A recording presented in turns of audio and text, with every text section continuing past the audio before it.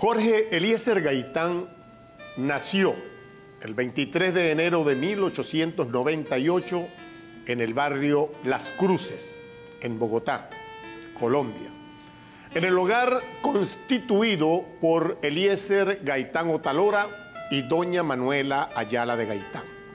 Viene Gaitán al mundo en medio de la convulsión bélica, política e intelectual de la Guerra de los 1000 días, cuando los bandos liberales y conservadores clamaban por un entendimiento que aliviara el abismo que los separaba.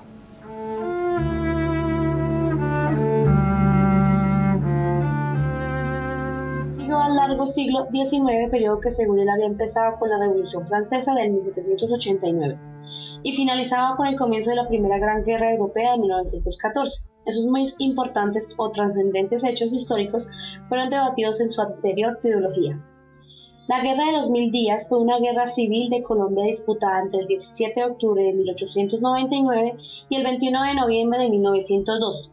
En un principio, entre el Partido Liberal y el gobierno del Partido Nacional, la guerra del presidente Manuel Antonio San Clemente, quien fue derrocado el 31 de julio de 1900 por José Manuel Marroquín, representante del Partido Conservador, en alianza con el liberal Aquileo Parra. A partir de entonces y a pesar de dicha alianza, la guerra continuaría entre liberales conservadores históricos. Muy poco tiempo después de su nacimiento, nacieron también las circunstancias, las condiciones que harían posible el movimiento gaitanista.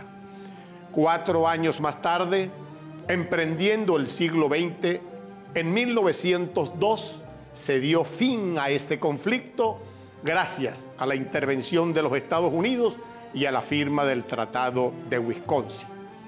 Fue un triunfo de los conservadores sobre los liberales. Los gobiernos conservadores buscaron de allí en adelante la participación de los distintos sectores políticos en proyectos de desarrollo nacional que la inestabilidad de la guerra había impedido. Estados Unidos comenzó su expansión sobre América Latina. El capital norteamericano se vinculó en Colombia a la explotación del petróleo y del banano y aseguró el control del mercado del café.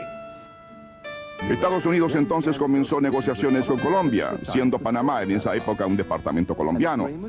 Se llegó a un acuerdo que detallaba las condiciones financieras, solo faltaba la aprobación de la legislatura colombiana, pero como esta no actuó con la rapidez que deseaba Roosevelt, este le comentó a su secretario de Estado, John Hay: esas despreciables criaturitas en Bogotá debieran comprender que están poniendo en peligro muchas cosas, incluso su propio futuro. Los colombianos tenían otro punto de vista y rechazaron el acuerdo, fundándose en aspectos financieros y nacionalistas. Roosevelt se enfureció y alistó el garrote. Los maleantes y chantajistas de Bogotá no deben impedir la creación de una gran vía de comunicación del mundo civilizado. El Congreso autorizó a Roosevelt a construir el canal en Nicaragua en caso de fracasar la gestión con Colombia, pero Roosevelt estaba decidido a hacerlo en Panamá a toda costa. Otras potencias estaban interesadas en la ruta del canal ya desde el siglo XIX. Los franceses, por ejemplo, habían hecho el último empeño a fines de ese siglo. Y Theodore Roosevelt afrontó la situación de tener que negociar con Colombia, cuyo gobierno era, claro está, el que controlaba la región panameña. Lo que sucedió fue que Estados Unidos negoció con Colombia en una época en que este país pasaba por terribles luchas políticas, por la Guerra de los 1000 días. En consecuencia, la cuestión del canal en la política colombiana se volvió sumamente polémica, pero Roosevelt era un dirigente que típicamente, más aún que la mayoría de los presidentes estadounidenses, tenía poco interés en las complicaciones internas de otros países. Buenos Varilla fue tan persistente como Roosevelt con respecto a la ruta panameña, viendo que tal vez nunca se daría su sueño de hacer el canal en Panamá y temiendo que su compañía perdería $40 millones, preparó su propio garrote. Un pequeño grupo de nacionalistas panameños había venido gestando una revolución para separarse de Colombia y Buenos Varilla aprovechó la circunstancia.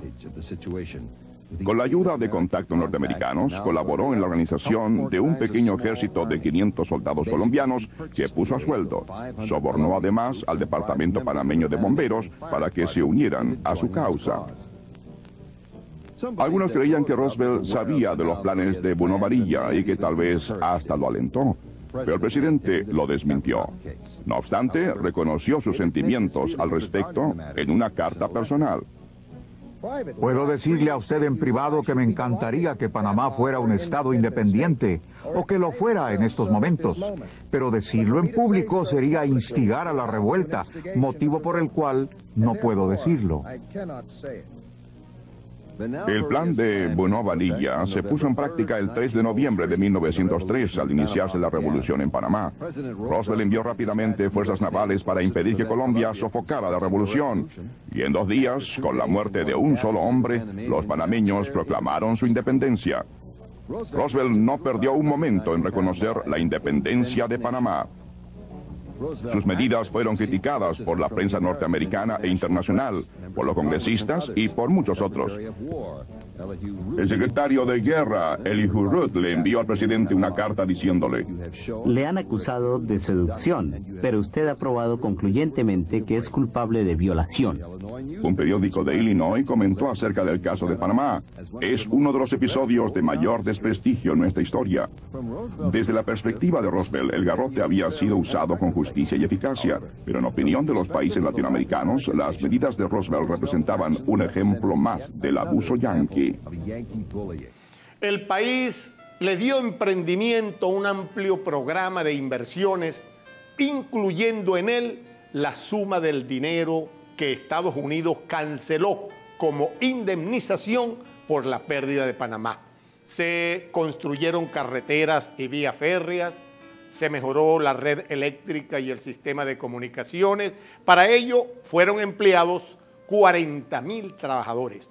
Aquí podemos indicar el punto de partida de la clase obrera colombiana.